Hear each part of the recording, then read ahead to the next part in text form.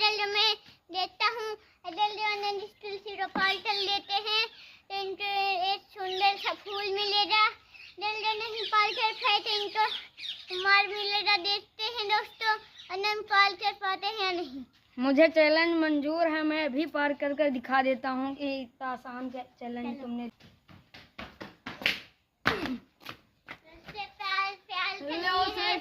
पार कर दिए। तो तुमने कहा था कि नहीं पार। तुमने हमें चैलेंज एक दिया, अब मैं तुमको छोटा सा चैलेंज दे रहा हूँ।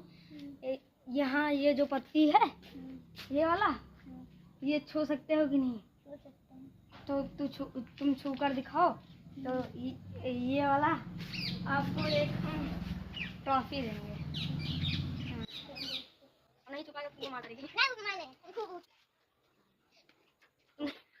नहीं छुपाए क्या नहीं छुपाओगे सर? चलो उससे नीचे दे हम आपको। कौन ये वाला छू सकते हो? अरे वाह तुम छोड़ दो, थोड़ा बच जाता है। अभी छुआ था थोड़ा सा।